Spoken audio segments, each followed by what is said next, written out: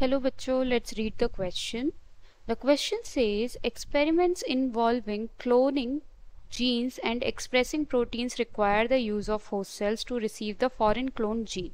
In some experiments, prokaryotes such as E. coli and Bacillus subtilis and eukaryotes such as the budding E. Saccharomyces cerevisiae are used as the host cells for DNA cloning. These host cells are relatively easy to grow in the laboratory and have been studied extensively for decades. Their genetics have been well understood and therefore can be manipulated to make them appropriate host. Many types of cells can be converted into biochemical factories using rDNA technology to produce various kinds of biomolecules. E. coli and B. subtilis are both commonly used as host cells for DNA cloning. Fortunately, humans have become very experienced at cultivating microbes cheaply and efficiently on large and small production scale. Over the centuries, brewers and bakers have learned to employ yeast cells to manufacture beer, bread, and related food products. In terms of impact on the human health, probably the most important product made by bacteria are antibiotics. In the light of this the paragraph, now let's read the question. The most common product made by certain bacteria having a great impact on human health is. तो हमें यहाँ पे ये paragraph दिया हुआ है जिसकी light में हमें ये क्वेश्चन सॉल्व करना है. तो हमारा की कॉन्सेप्ट यहाँ पे हो जाएगा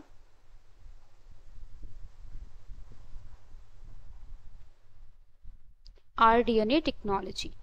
आरडीएनए टेक्नोलॉजी या जिसे हम कह सकते हैं कि रिकॉम्बिनेंट डीएनए टेक्नोलॉजी है. ये रिकॉम्बिनेंट डीएनए टेक्नोलॉजी में हम डिजायर्ड जीन को या डिजायर्ड डीएनए को रेप्लिकेट कराते हैं किसी एक होस्ट सेल में. अब होस्ट सेल हमारा ईस्ट भी हो सकता है या फिर कोई बैक्टीरिया भी हो सकता है, like E. coli or Subtilis bacteria, any one kind of them. So they can help in making desired products. Desired products क्या होंगे हमारे, जब हम ग्रो करवाते हैं किसी भी ईस्ट सेल में या फिर किसी भी और बैक्टीरिया में. So like some examples can be insulin growth. Outside the human body हमें इंसुलिन को ग्रो करना है, प्रोडक्ट बहुत ज़्यादा रिक्वायरमेंट होता है इंसुलिन का. Like people suffering from diabetes are going to require a large amount of insulin and this amount of insulin can not be obtained since it can be made in to the human body only. Insulin एक hormone है जो human body में ही बनता है.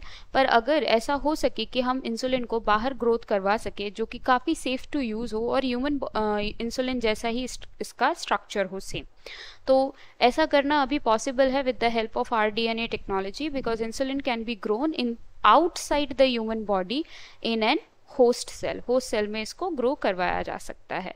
And how we can do it with the help of RDT, that is recombinant DNA technology. यहाँ पे बात आती है कि और भी इसी तरीके की चीज़ें की जा सकती हैं. For example making antibiotics. Antibiotics बनाने के लिए एंटीबायोटिक्स कुछ ऐसे मेडिसिन्स होते हैं that can work against bacteria के अगेंस्ट वर्क कर सकते हैं या फिर they are going to be basically released by the bacteria. Bacteria ही प्रोड्यूस करता है दूसरे बैक्टीरियाज को किल करने के लिए या फिर फंगस प्रोड्यूस करते हैं अदर बैक्टीरियाज को किल करने के लिए. So basically antibiotics can also be made with the help of RDT technology and it can be really useful for human welfare.